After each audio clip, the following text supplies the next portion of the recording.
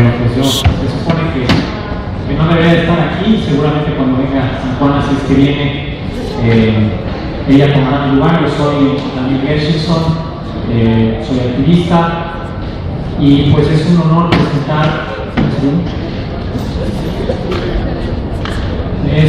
es un honor presentar pues este libro, Las Muertas del Estado.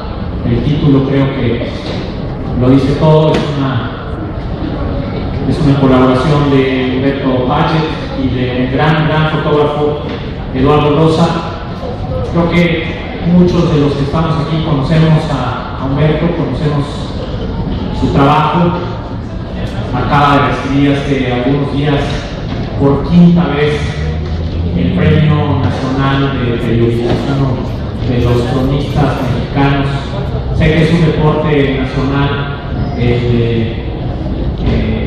pues exaltar la labor de muchas personas que no se lo merecen, pero creo que en el caso de Humberto, y no nos dejará aquí la lectura de este libro y de otros libros que he escrito y de las colaboraciones que actualmente tiene. Sin embargo, si no han leído a Humberto Paget, hoy mismo hay una crónica desgarradora de un feminicidio de una niña de 15 años.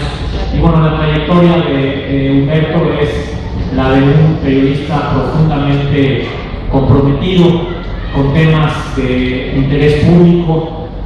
Ha escrito ampliamente el último año sobre temas tan distintos como lo que él llama la República del Narco, sobre el tema precisamente de los feminicidios, que es el que aborda en este volumen, que es de Editorial Grijalvo. No dejen de leerlo, no dejen de leer sus crónicas. Tiene muchas, es tan bueno como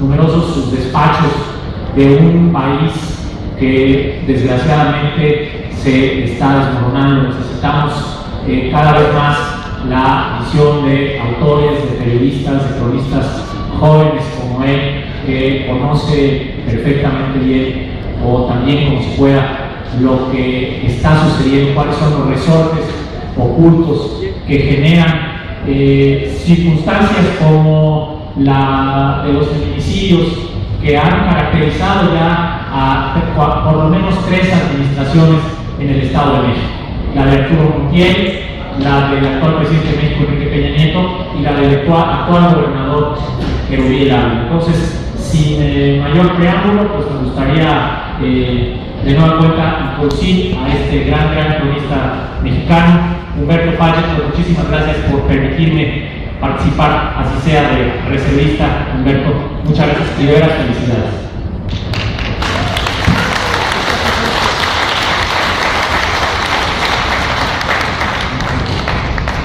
Muchas gracias también, muchas gracias a ustedes por estar aquí. Vengo a platicarles de mi trabajo, pero creo que mi trabajo en realidad es inacabado, en tanto que la tragedia continúa, se suma día a día, ataúd por ataúd, cadáver por cadáver de mujeres que han quedado indefensas ante un poder político que ha optado por no verlas y que ha decidido hacer con sus personas primero objetos electorales y luego objetos de desechos. De las mujeres que se han ido a los canales de aguas negras, que se han ido a los basureros, que han sido arrojadas en los lotes baldíos de Catepec, de Chimalhuacán, de Ciudad Neza, de Naucalpan, de Toluca, del sur del Estado de México, ahí en Tlatlaya, donde vimos hace poco ejecutar a unos soldados, a 22 personas. Este libro es una parte que trata de describir las razones por las cuales ellas fueron asesinadas y las razones por las cuales al Estado de México y a sus gobernadores parecen muy importantes.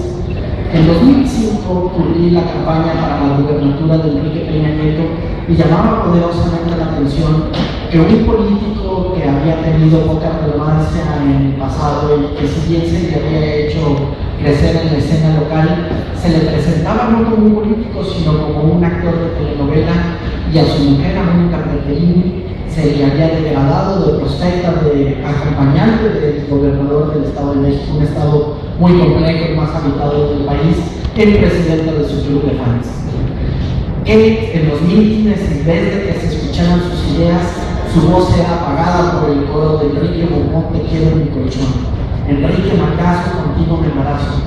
Esta manera de construir a la figura y de deconstruir a las mujeres como si no fueran personas políticamente capaces de escuchar un discurso suficiente sobre la realidad que vivían y pasarlas a ser mujeres eufóricas porque estaban en la presencia de un hombre extraordinariamente bien parecido y carismático, fue un primer punto de atención.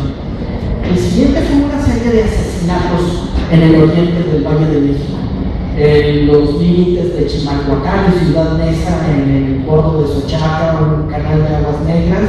Durante los primeros meses de la administración de Enrique Peña Nieto, aparecieron los cadáveres de alrededor de 10 o 11 mujeres a las que habían asesinado de una manera brutal.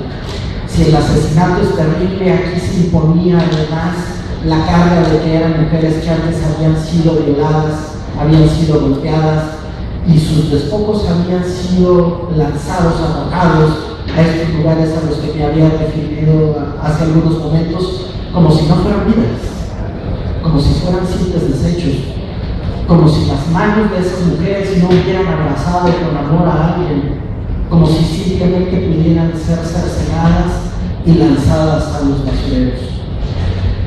Tratamos de buscar algunas respuestas a Eduardo Loza, fotógrafo y su servidor, y las primeras versiones de las autoridades es de que se trataba de un asesino serial, un hombre fuera de sus cabales que iba por la vida de las mujeres, y la versión parecía tener un punto de comparación con el caso de Chihuahua, porque eran mujeres parecidas entre sí, eran mujeres de entre 15 y 24 años de edad, pequeñas de estatura, morenas, delgadas, con el cabello lacio, oscuro, a las que asesinaban en la madrugada o en la noche, a veces bajando del transporte público, a veces yendo hacia sus lugares de trabajo, y parecía que esto siempre representaba una situación social.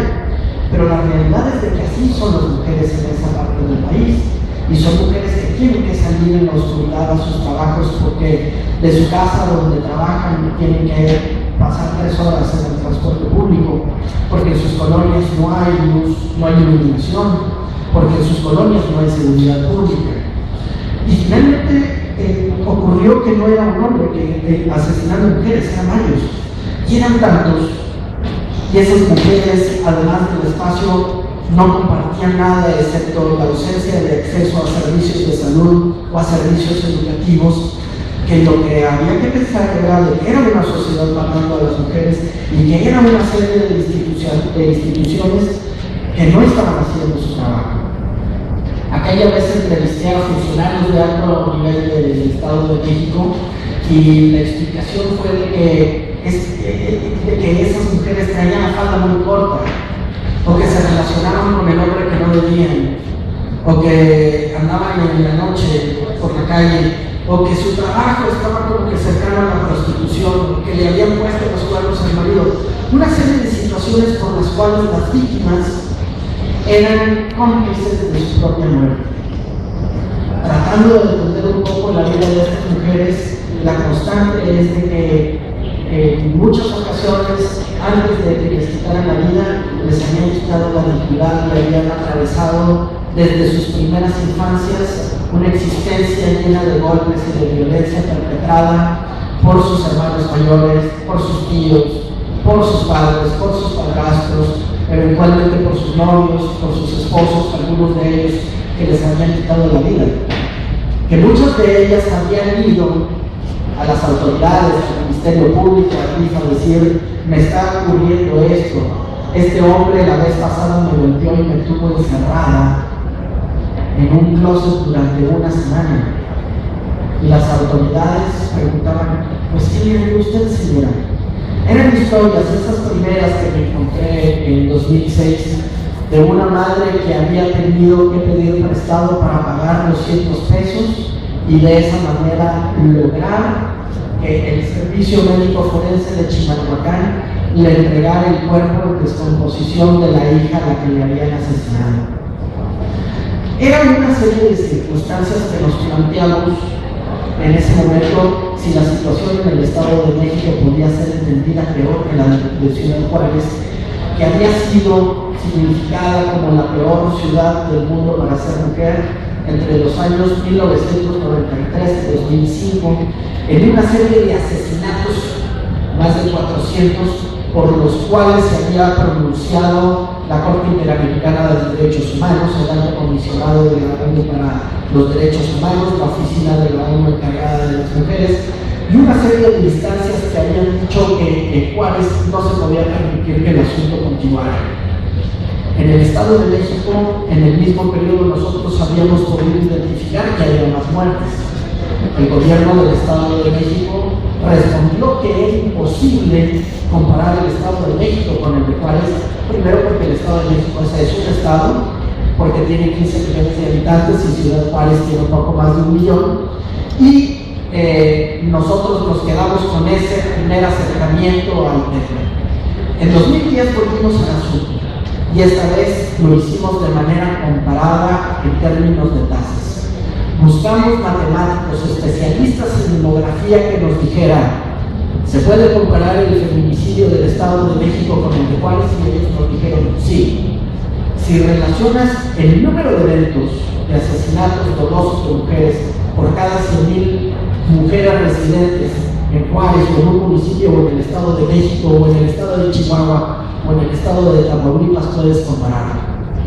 Y nos encontramos con que mientras en el Estado de México mataban a 4,000 mujeres en el periodo de 1993 a 2005, en Juárez habían asesinado a 400 y nadie había dicho nada.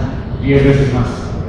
Que mientras en algunos municipios del Estado de México, como Tejupilco, Tlatlaya, Ecatepec, Toluca, se asesinaba en términos de tasa a más mujeres que en Ciudad Juárez, ninguna actriz había hecho promoción política de su persona denunciando los hechos. Que mientras se habían sacudido los gobiernos estatales de los gobernadores panistas y priistas en el estado de Chihuahua, nunca nadie había tocado al gobierno de Emilio Choifer. Y con el gobierno de Emilio Choifer en el Estado de México mataron a más mujeres, muchas más mujeres que en el municipio de Juárez o en el Estado de Chihuahua. Y Emilio Choifer se convertiría en secretario de Educación Pública. Que había matado muchas más mujeres en el Estado de México cuando fue gobernador César Camacho Quirós en Chihuahua. Sin embargo, César Camacho Quirós se había convertido en presidente nacional del PRI. Que mataban más mujeres durante el gobierno de Arturo Montiel Rojas, que casi logra la candidatura presidencial de su partido, y si no la logró fue por la evidencia aplastante de corrupción durante su gobierno, que le impidió continuar con la carrera, pero que no terminó con su libertad y que fue protegido por su sucesor Enrique Peña Nieto. Que durante el gobierno mexiquense de Enrique Peña Nieto, 2 de sus 6 años fueron años más feminicidas que los de Chihuahua y que los de cualquier estado del país. Y sin embargo, volveríamos a escuchar la consigna ya no solo en el Estado de México, sino en Tabasco, en Chihuahua, en Nuevo León, en Querétaro, en Guanajuato, en Oaxaca, en Guerrero, en Baja California: Enrique Bombón, te quiero en mi colchón; Enrique Mangazo, contigo me embarazo. Que mientras intentó promover una alerta de género en el Estado de México, por la cual no se hubiera ido él del gobierno, sino que se hubiera instrumentado una serie de acciones para entender el fenómeno y actuar en consecuencia, el gobierno del Estado de México dijo: no es cierto, aquí no matan mujeres como ustedes están diciendo. Y mostraron unas tasas que decían que los asesinatos en Ecatepec y en todo el estado no eran graves. Nosotros utilizamos la misma metodología que la presumida por el gobierno del Estado de México para identificar las tasas y echamos a correr las series estadísticas, no una, ni dos, ni tres, decenas de veces, y nos resultaba invariablemente el mismo número, y el número era 2, 3, 4 veces más alto que los utilizados por el gobierno del Estado de México para impedir que se iniciaran acciones a favor de las mujeres. El gobierno del Estado de México, lo comentaba hace un momento con Daniel Gershenson, no es de que haya cometido algún descuido. El Estado de México simple y llanamente mintió. Y mientras mentía, el procurador de justicia del Estado de México era Alfredo Castillo Cervantes, que digamos el título corto, es el gobernador en funciones de Michoacán. Y fue el procurador de justicia del Estado de México, Alberto Vaz, aquel de la niña Paulette Huizquilucan, que ahora es el jefe de la Unidad de Inteligencia Financiera de la Secretaría de Hacienda. Es decir, es el hombre responsable de encontrar el dinero escondido por el narcotráfico en cuentas enterradas en algún banco chino, japonés o panameño o argentino, pero no pudo encontrar una niña muerta en su propia cámara. O es el actual secretario del Trabajo, Alfonso Navarrete Prida, él también fue procurador del Trabajo. O es del Estado. Fue procurador del Estado y ahora es secretario del Trabajo. Son una serie de hombres a cuyo accionar en contra de las mujeres por no querer escuchar ni entender el problema que persiste en el Estado, se les ha premiado con mayores encargos políticos.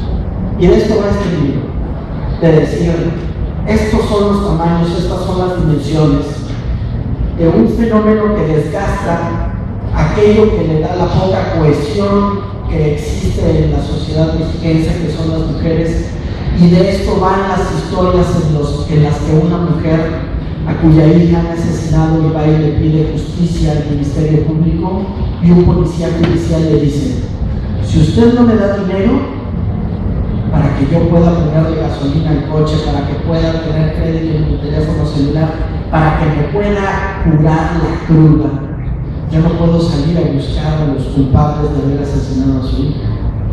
Que va un comandante de la Judicial del Estado de México y le dice a la madre que tiene a una niña de 6 años extraviada y que sigue extraviada después de 8 años: señora, si usted no me da 10,000 pesos, yo no puedo pedirle al Ministerio Público que ordene que los perros vengan a olfatear las prendas de su hija para que vayan a buscarla. Es la historia de cómo una mujer va y le entrega en la mano el expediente de su hija a Peña Nieto, en la mano. Peña Nieto se lo da a su asistente, y luego la mujer sigue la comitiva del presidente y ve cómo en la misma plaza pública de Catepec la asistente arroja al bote de basura el expediente que le han entregado. En este trabajo nosotros nos guiamos por la tendencia estadística, y a partir de ella construimos las historias. Los números del Estado de México en comparación con los de otros estados que están tomados por el narcotráfico, como Tamaulipas, Sinaloa, Guerrero, Baja California, Chihuahua, mostraban una tendencia en esos otros estados en que los asesinatos de mujeres se concentraban entre mujeres de entre 15 y 54 años de edad. Nosotros vimos los números del Estado de México y el primer grupo con alta tasa de feminicidios son niñas de menores de 5 años. Nos fuimos al otro extremo y otro pico hacia arriba eran mujeres de más de 75 años. Nosotros buscamos las historias y las incorporamos al libro. En los otros estados a los que me referí, la tendencia estadística apunta a que las mujeres son asesinadas con arma de fuego, como ocurre en los países más feminicidas del mundo, entre ellos El Salvador. En el Estado de México, la primera forma de matar mujeres es con ahorcamiento, estrangulamiento, sofocación. Es decir, son mujeres que sufren una alta situación de vejación y de lesiones antes de perder la vida por hombres a los que tuvieron de manera física muy cercana. A diferencia de Chihuahua, por ejemplo, los feminicidios se concentran en la tercera parte de sus estados. En el Estado de México, durante el gobierno de Enrique Peña Nieto, de los 125 municipios, únicamente no hubo asesinatos en 6. En el Estado de México se asesinan mujeres en municipios tan pequeños, en términos de población, como uno que se llama Chapultepec, en municipios tan rurales como uno que se llama San José del Rincón y que integra la mayor parte de la población indígena del estado, en municipios tan populosos como Ecatepec, en municipios que tienen un índice de desarrollo humano, según la ONU, equiparable al de Alemania, como Huixquilucan, en municipios que colindan con Guerrero o Michoacán, que tienen una realidad socioeconómica, geográfica, orográfica completamente distinta a los municipios que colindan con Tlaxcala y Hidalgo, como Tumba, como San Martín de las Pirámides, en municipios que colindan con el Distrito Federal. Simplemente las estadísticas, por ejemplo, entre Azcapotzalco y sus vecinos Naucalpan y Tlalnepantla, es completamente diferente. No quiero decir con esto de que las mujeres de la Ciudad de México están a salvo. Aquí donde estamos, en Cuauhtémoc, la situación es grave, la delegación Cuauhtémoc. Sin embargo, en el Estado de México nada ocurría, nada pasaba, nadie decía nada. Y a la vez que ocurría este desfile de ataúdes y crecía la presión social de la poca organización ciudadana que allí existe, crecían los grupos políticos hasta alcanzar la presidencia de la República. Son estos mismos grupos los que no quieren un periodismo crítico, los que no quieren una ciudadanía organizada que reclame sus derechos y la vigencia del Estado de Derecho y las garantías consagradas en la Constitución relacionadas con los derechos humanos. En este libro nosotros tratamos de identificar las causas de lo que ahí ocurre. Y una de las primeras explicaciones es de que el gobierno conoce perfectamente bien, porque así le ha sido comunicado por las madres de las mujeres asesinadas, que existe una persistente corrupción e ineficacia en el aparato de administración de justicia del Estado de México. Y eso le conviene al gobierno mexiquense. Al gobierno mexiquense le conviene que los casos de feminicidios sean catalogados como asuntos de homicidios dolosos de cualquier otro tipo, de homicidios culposos e incluso como suicidios. Porque de esa manera se construye una estadística en la que el gobierno del Estado de México sale y dice: aquí no están matando tantas mujeres. Nosotros buscamos una técnica de cuantificación, una corrida estadística diferente a la sale y dice: aquí, en este estado, bajo mi gobierno, la delincuencia se combate. Y nuevamente, esa insistencia por no ver, por no entender, por no actuar, favorece el feminicidio en el Estado de México. Lo favorece que menos de 1 de cada 10 asesinos de mujeres vaya a prisión. Lo favorece que no haya ningún policía judicial preso por pedirle dinero a una familia en donde se ha asesinado a una mujer.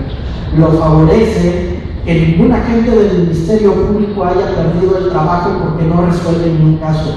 Lo favorece que un procurador sea ahora el gobernador en funciones y que un gobernador durante cuyo mandato asesinaron a 1,997 mujeres.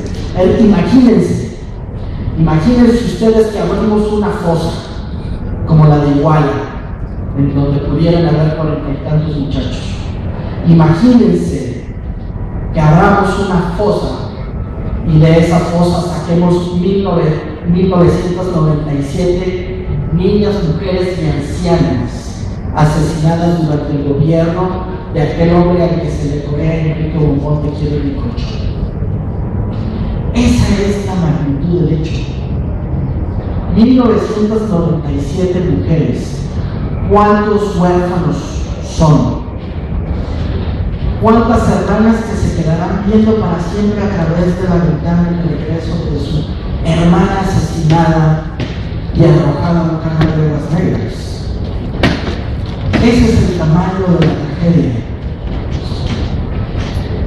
Nosotros hicimos el esfuerzo de desprendernos de la manera tradicional de abordar los asesinatos de mujeres. Nosotros no quisimos hacer el periódico Metro, no quisimos hacer el periódico La Prensa, no quisimos hacer el Gráfico.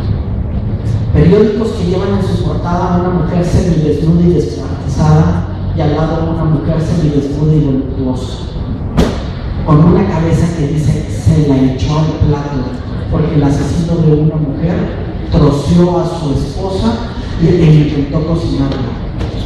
Nosotros tratamos de hacer un trabajo fotográfico que tocó a Eduardo Loza, en el que si bien la estadística sumaba muertes, la fotografía restaba vidas y decía: estos son los zapatos que esta mujer se puso el día que se fue a casar. Estos son los aretes con los que esta mujer bautizó a su hija. Esta es la fotografía de una mujer que ha sido asesinada y que es sostenida por unos padres que no se cansan de ir contra todo, teniendo nada, exigiendo que haya justicia para una muchacha muerta. La fotografía de Eduardo Loza se despega del estereotipo de la fotografía sangrienta y va a los espacios, va a la recámara, va a la mirada de una mascota, va a la recámara de Janet Lucero, a quien habían asesinado, se creyó en su momento por el hombre que la había violado, y no, fue asesinada por sus mejores amigos en Ecatepec, como si la muerte de las mujeres en el Estado de México fuera algo imposible de salvar.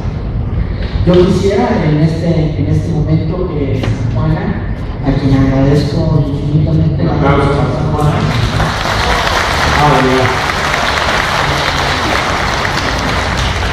que hiciera algunos comentarios, y lo que yo agradecería de manera más profunda sería la participación de ustedes, las críticas, los comentarios, porque este libro, y yo estoy seguro que hay más de una persona del Estado de México aquí, yo estoy seguro que hay más de una persona que sufre, a la que le duele ir en el microbús y que le digan cosas.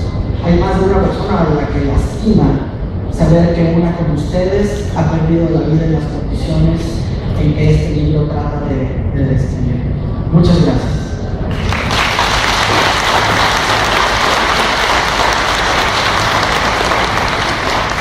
Muy buenas tardes a todos, gracias por estar aquí. Para mí es un privilegio poder presentar el libro de las muertes del Estado de México de Humberto Patti, porque es mi colega periodista, es muy querido, muy admirado. Su trabajo es un trabajo referente ya en México sobre la investigación de los feminicidios y de las desapariciones de mujeres con fines de explotación sexual, y es un tema que a todos nosotros nos interesa muchísimo porque es un tema actual. Ayer, Humberto, con esto de Ecatepec, ¿no? Se ha dicho ya que México es un país repleto, es una fosa clandestina, como decía, una gran fosa clandestina, como decía el padre Solalinde. Y en el caso de mujeres, yo creo que tu libro tiene datos muy importantes de investigación que hasta ahorita no había sido posible conocer. A mí me gustaría que, antes de pasar a preguntas y respuestas, para darles a ustedes también la palabra y pueden externar sus opiniones, sus comentarios, que nos dijeras qué tan difícil fue, primero que nada, meterse en el plano emocional de las desapariciones forzadas, las desapariciones de estas mujeres en manos a veces del crimen organizado, pero también con vinculaciones del Estado. El plano emocional, porque para una madre, para un padre, para los familiares, los hijos, ver el destino de estas mujeres es verdaderamente espantoso y aterrador. Y luego, por otra parte, ¿cómo fue ese proceso de investigación periodística para poder conseguir la impresionante cantidad de datos que tienes en tu libro, que es un libro ya referente, como les decía, no solamente a nivel internacional, sino también a nivel de este país, que nos hace tanta falta estos datos, estas estadísticas y sobre todo sensibilizar de que no son números, de que no son simple y sencillamente estadísticas, sino que son seres humanos, son mujeres con nombres y apellidos. Muchas gracias, Antonio. En el 2010 tuve la extraordinaria fortuna de conocer a una mujer, María Antonia Márquez, a cuya hija Nadia había asesinado su marido ante la vista de sus pequeños hijos. Y esa mujer, cuando llegó a donde había ocurrido la muerte, tuvo una simulación de suicidio en que Nadia quedó arrodillada con una cuerda en el cuello, y María Antonia me describió cómo se arrodilló también ella para quedar frente a frente de su hija muerta, y trató de que su hija, ella que decía mi niña, la abrazara.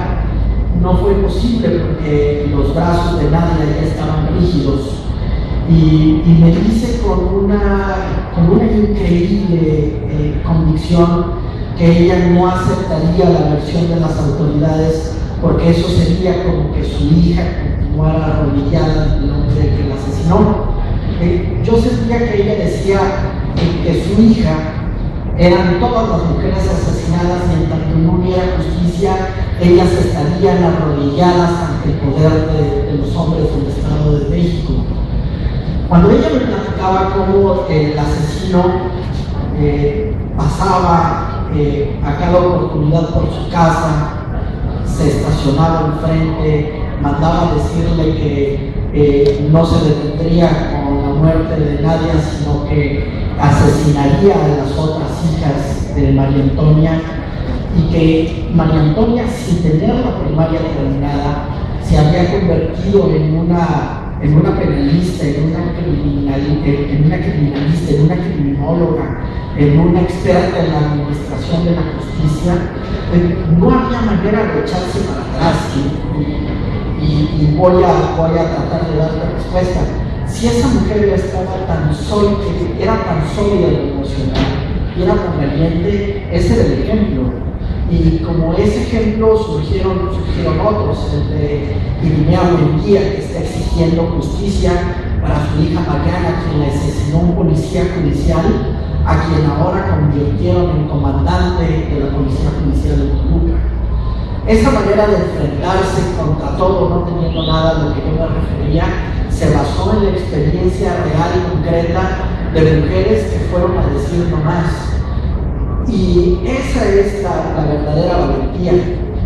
La valentía no es la del fotógrafo ni la mía, la valentía es la de ellas. Y de verdad que cuando Daniel se refería a que este país se caía a pedazos, este país se mantiene en la manera en que se mantiene por ellas. Estas mujeres, que son las madres a las que yo me he referido, son las que ustedes tienen de vecinas. Son las que tienen en la fila de adelante en el supermercado, o al lado de la fruta en el mercado, o en la peluquería. Ellas son como nosotros. Siempre que me preguntan cómo son ellas y cómo son las autoridades del Estado de México, no encuentro manera más distinta de describir a Angélica Rivera y a Enrique Peña Nieto que describiendo a Lucio y a su esposa Irinea Buendía. Cuando me preguntan cómo son, recuerdo la estampa de una mujer que se calentaba los pies en el frío en una casa hecha de palitos y láminas en Chimalhuacán, con la hija que han asesinado y cuyo vacío quedará por siempre. No hay manera de salvar la soledad en que se ha quedado esa mujer. ¿Puede Enrique Peña Nieto entender eso? ¿Puede entender eso un hombre que ha crecido rodeado de guardaespaldas, que cuando quiso algo lo tuvo y generalmente fue del erario, que nunca tuvo el dilema de cómo resolver el pago de una cuota escolar para sus hijos como lo tuvo esta mujer, ¿lo puede entender un hombre a quien le ha sido puesto todo? Yo creo que no. Yo trato de ver en los personajes de este libro no solo a las víctimas de un Estado violento y recurrentemente corrupto. Yo trato de ver también la insalvable distancia que existe entre los gobernados y los gobernantes. El trabajo estadístico, comentaba, se basó de la obtención de datos a partir de los registros de defunciones. Por cada muerto, en teoría, por cada muerto conocido, en teoría, existe un acta de defunción que es llenada no por una autoridad del Ministerio Público, sino por un médico que conoce del deceso, lo certifica, indica el nombre de la persona, si se conoce, la edad, si se conoce o aproximada, y las circunstancias en que esta persona murió, e indica que esta persona murió de causas naturales como consecuencia de un infarto del corazón. Esta persona murió como consecuencia de las heridas infligidas de manera impulsiva, ¿no? Este documento base sirve para generar una serie de estadísticas que dicen la edad de las personas que mueren por esta causa en México suelen estar en este promedio. La muerte en este municipio por estas causas es de tantas, y a partir de eso nosotros acercamos ese conjunto de datos a especialistas en mortalidad, a demógrafos especialistas en mortalidad, y ellos construyeron entonces tasas para decir, ¿se puede comparar al Estado de México, por ejemplo, con El Salvador? Sí. Y podemos decir que durante los años en que Emilio Chuaifet, hoy secretario de Educación Pública, gobernó el Estado de México, la tasa de feminicidios fue superior a la de El Salvador, que en este momento está considerado como el peor país para ser mujer en todo el mundo. Y podemos decir también que es superior ya a las muertas de Ciudad Juárez. Increíble que así sea. Hay municipios como Zacazonapa que tienen tasas feminicidas superior a las de Juárez. Observaba también hace un momento que el número de asesinatos en el Estado de México entre 93 y 2005, que es el periodo reconocido como el de Campo Algodonero y que ocasionó que la Corte Interamericana de Derechos Humanos se pronunciara, ocurrieron 10 veces más asesinatos en Ciudad Juárez. De acuerdo con los criterios internacionales, cuando existen 3 o más asesinatos por cada 100.000 mujeres en un periodo determinado, en este caso un año, se debe de considerar que hay una tasa alta. Cuando el caso es de 6 veces o más, entonces es muy alto. Bien, pues de manera persistente el municipio de Toluca, que es capital del Estado de México, ha tenido tasas superiores a las de 12. O sea, más del doble de lo que se considera muy alto. El municipio de Catepec, de donde es originario el gobernador Erubiel Ávila, y que ha sido diputado local 2 veces, presidente municipal otras 2, yo digo que Erubiel Ávila alguna responsabilidad debe de tener en el desastre urbano y social que Catepec significa. Nunca ha tenido tasas por debajo de 3. Nunca. Desde 1990 creemos que nosotros iniciamos la corrida estadística. Si me permiten un paréntesis, ahí está mi carnalito Eduardo Rosa, que es el fotógrafo del trabajo. Eduardo, está con nosotros. Oye, Humberto, Daniel. Yo voy a dejar el no, que no te vayas. Yo te quería preguntar algo muy rápido y muy puntual, Humberto.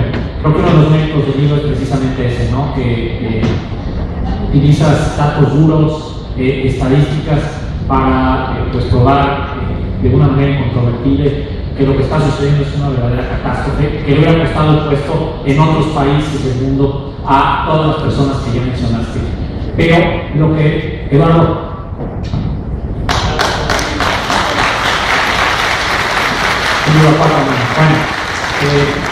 muy brevemente, mencionabas el caso de César Camacho, que fue gobernador del Estado de México y que ahora es presidente del PRI. Mencionabas el caso de Emilio Chafet Chemor, quien estuvo también a un pasito de ser candidato del PRI a la presidencia. Se acordarán ustedes que fue el secretario de Gobernación que nombró en su momento Ernesto Zedillo, hasta que pasó algo terrible que se llama Acteal, la matanza de Acteal, y bueno, pues se quedó en la orilla, pero es actualmente secretario de Educación Pública.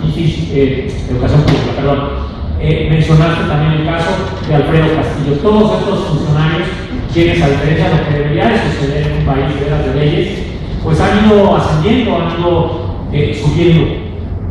Este fenómeno se está federalizando, se está volviendo, aquí en este país que parece en muchos sentidos ser la gran excepción mundial, la gran excepción universal, en vez de que estas personas estén en la cárcel o estén en su casa o sus carreras políticas hayan naufragado, pues se encuentran en los primeros niveles de la administración federal. Entonces, lo que a mí en lo personal me preocupa mucho. Yo sé que el Estado de México no es un caso aislado, pero tal parece que el incentivo ha sido que esta situación de impunidad, de corrupción, se vuelva nacional. ¿Qué opinas al respecto? Sí, el Estado de México, recordemos, es sede del grupo político que después de alrededor de 6 o 7 intentos, el grupo Atlacomulco llega a la presidencia y es un lugar en el que no ha existido alternancia política, aunque entre paréntesis diré que los lugares en los que sí ha habido alternancia política en realidad no ha habido diferencia en el manejo de los recursos, en el empoderamiento de la ciudadanía. En el caso concreto puede ser Michoacán, y en algún momento hablaré de Guerrero por la vigencia y la trascendencia que tiene el asunto de Guerrero. El Estado de México es sede de un grupo político que se ha empoderado a tal grado, junto con sus prácticas, que tiene una estatua de Carlos Can González en el Paseo Toyocan por el que se llega a Toluca, y es la escultura monumental más importante que tiene todo el valle de Toluca, en donde Can, que por cierto despachó aquí a unos pasos, luego de ser gobernador del Estado de México, tiene los brazos abiertos en este gesto muy priista del político que se deja amar por su ferviente pueblo. Y decía Monsiváis, que tanta falta nos hace, que la escultura está incompleta en tanto que en una mano no tengo un brasier colgando y en la otra unas pacas de billetes, ¿no? Yo creo que esa escultura dice mucho de lo que es el Estado de México y la manera en que la corrupción, esta idea aquella de que un político pobre es un pobre político, es la manera en que se entienden las cosas. El autoritarismo es Montiel diciendo los derechos humanos son para los humanos y no para las ratas. Es Enrique Peña Nieto diciendo asumo la responsabilidad política de Atenco con sus 20 y tantas activistas violadas y dejadas en un camión de la policía bajo su responsabilidad. Bien, esta manera de hacer política se expande, y retomando el hilo de Guerrero, yo les pregunto, ¿quién es el primer beneficiario de que Ángel Aguirre Rivero no se vaya de la gubernatura de Guerrero? Una de las respuestas posibles, debe haber muchas, se me ocurre que ese principal beneficiario es Miguel Ávila, en el sentido de que el Pacto por México, en términos reales de quehacer político, es un pacto por la impunidad. Quien se beneficia de eso, pues es él. Tú me decías hace un momento, es también Javier Duarte y los 9 periodistas asesinados, los 15 periodistas, gracias a Juana, asesinados. Es también Roberto Borges, Quintana Roo. ¿Qué pasa en la cabeza de un político que si hay un medio que le critica, entonces lo clama para que lo adule? Es en realidad una condición muy perversa. Si Ángel Aguirre se quedará quien sea, para decirlo de manera pronta y llana. Qué terrible. Es un asunto en el que yo escuchaba a Ángel Aguirre Rivero hoy en la mañana hablando con Carmen Aristegui y no podía dejarme imaginarme a un tiranosaurio rex al que se le exige que tenga buenos modales en la mesa.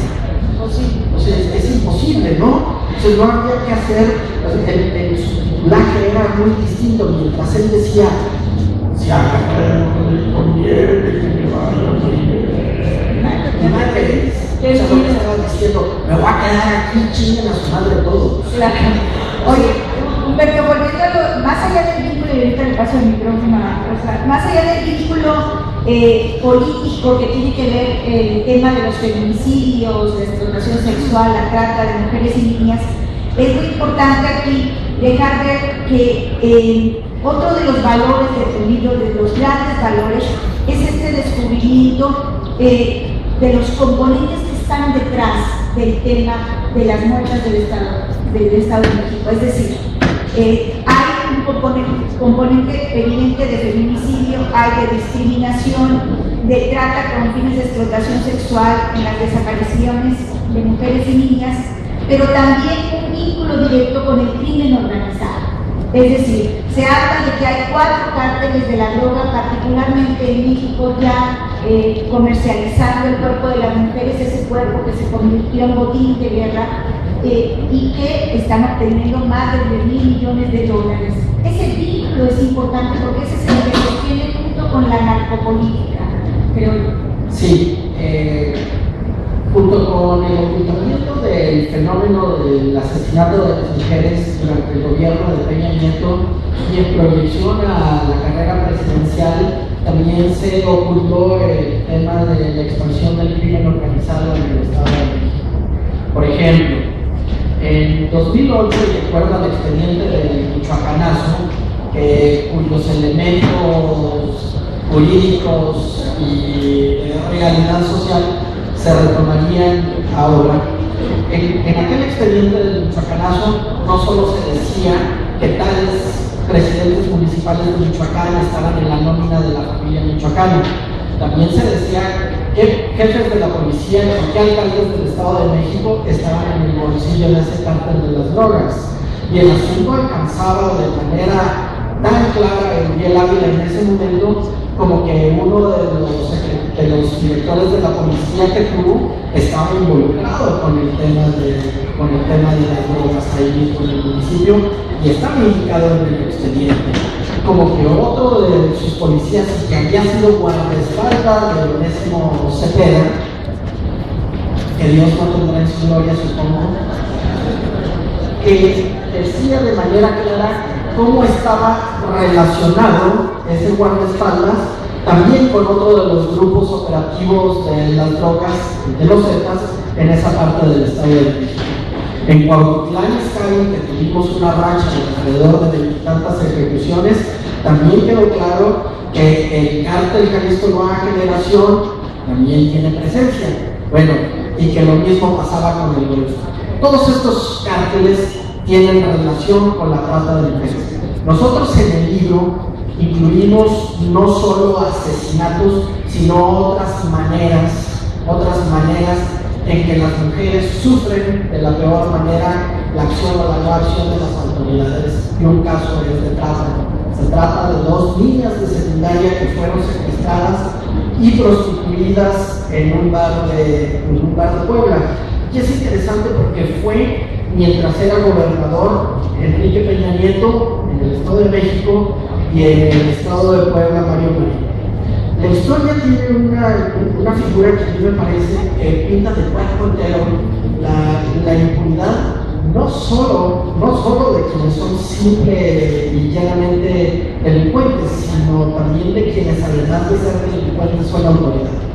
Hay una situación en que una de estas niñas logra escapar de uno de los lugares en que la tienen esclavizada, el Bar Chabelo, huye, alcanza la carretera y a lo lejos alcanza a ver lo que ella entiende es su salvación, es una patrulla de la policía. Corre en dirección a la patrulla, la para y agitada le dice a los policías: me tienen secuestrada, me obligan a drogarme, me obligan a prostituirme. Los policías le dicen: sube, nosotros vas a estar bien. La suben a la patrulla y la patrulla da media vuelta hasta el Chabelos. ¿Sí?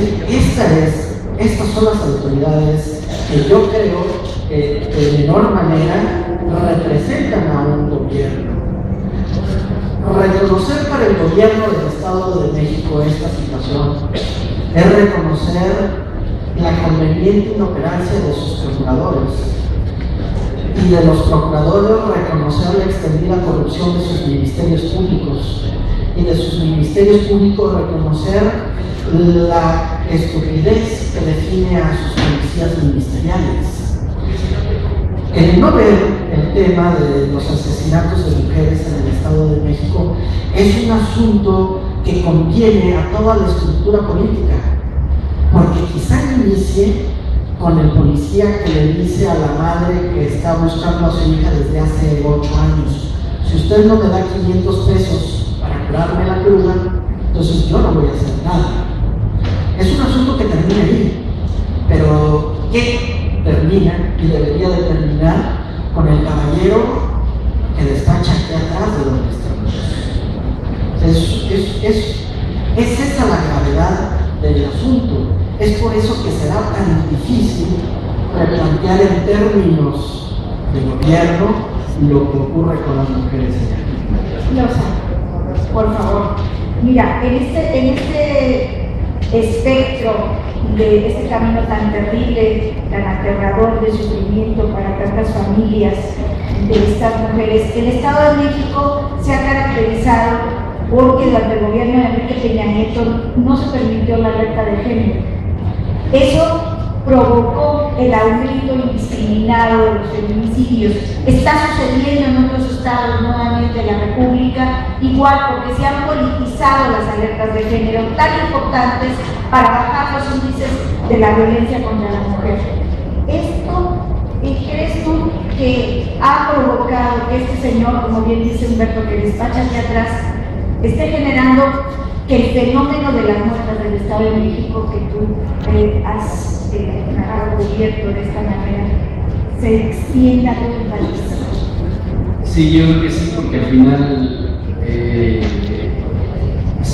el que era el gobernador en ese estado, el que impidió que se decretara la alerta de género, ahora es el presidente. Entonces, los gobiernos de los estados que son sobre todo priistas, pues tienen entonces esa bandera. Yo creo que ni Veracruz ni otros de los estados de los priistas van a decretar la alerta de género. En el Estado de México, además de que se ha incrementado, pues se retrasó la atención. Uriel y su gente siguen diciendo que hay cosas más importantes en el Estado que atender que los feminicidios. Si se parte de ahí, desde la cabeza del Estado, de los gobiernos estatales, hay muy poco que hacer entonces. Este tipo de violencia, esta barbarie, ¿no? Porque lo que yo he cubierto, por ejemplo, en el norte, 680% ha crecido los feminicidios en Nuevo León, por ejemplo, y decapitadas, descuartizadas, desolladas, embarazadas con el vientre abierto. ¿Por qué esta violencia? Se lo pregunto a Humberto y también a ti. En un estado en que el Estado pierde la legitimidad de la conducción de sus instituciones y en que la violencia se convierte en un modo efectivo de definir diferencias y entonces entramos a un entorno de guerra, es que nos encontramos con que las partes más vulnerables de la sociedad pierden el poco terreno ganado con respecto a la defensa de sus condiciones. El Estado mexicano mexicano ha pretendido decir como si fuera un hecho justificable que si hay más de 100,000 muertos, es porque esos más de 100,000 muertos de una u otra manera estaban relacionados con el crimen organizado, como si no fuera responsabilidad del Estado haber creado alternativas de vida para las personas que decidieron hacerlo.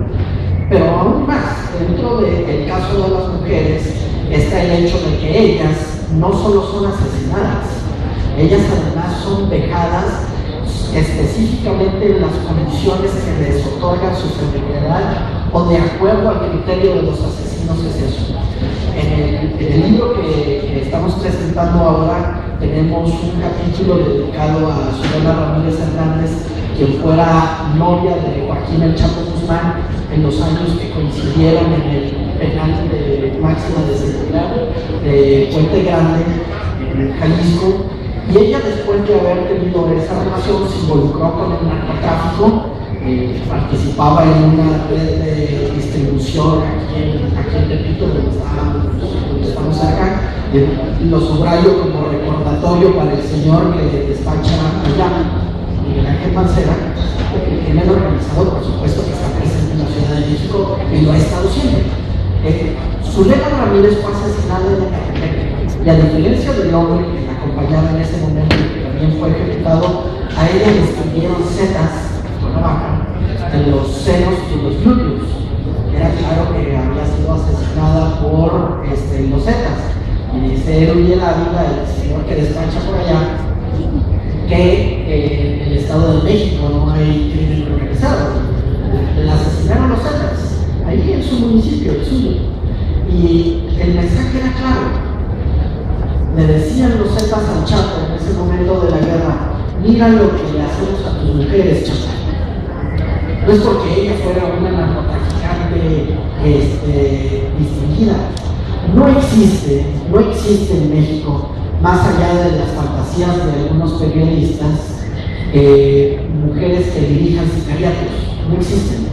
La participación de las mujeres en el crimen organizado mexicano, de manera importante, las estructuras se restringen a las partes no violentas del negocio, que son la contabilidad, el lavado de dinero, etc.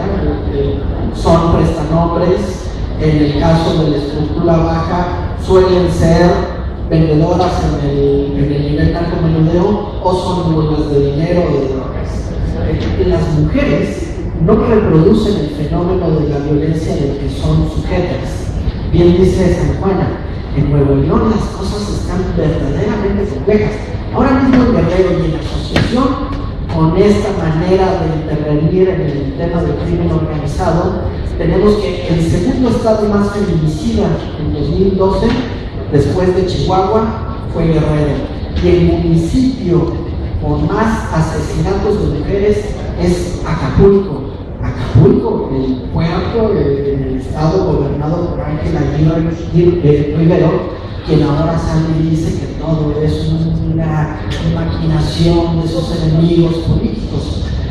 El problema en México, y también recuperando parte de lo que comentaba Daniel Kirchner, es que sí, sus problemas son grandes, pero el tamaño de los políticos que deberían de resolverlos es tan pequeño, de verdad que tan íntimo, que hace que los problemas se vuelvan gigantescos, cuando no se vuelven gigantescos precisamente porque ellos están en la parte de los problemas.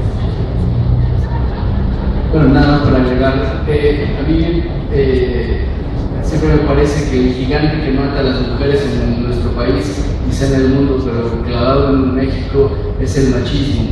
Y no solo el machismo maldito de los asesinos, sino también el machismo maldito e insensible de los políticos, de los impartidores de justicia, de los mismos policías, pero de los ministerios públicos también y de los jueces. Y vaya, ya digo, pero sobre todo de los políticos, que es quien al final implementa las políticas públicas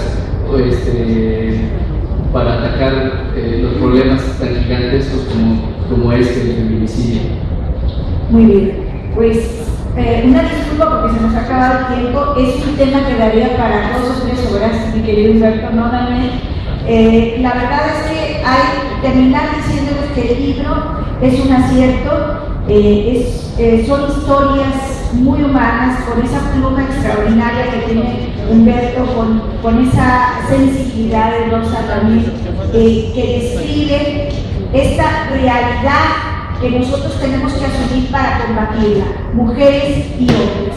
Y necesitamos aliados, y esperamos que ustedes, todos los hombres que están aquí, se comprometan a combatir la violencia contra la mujer.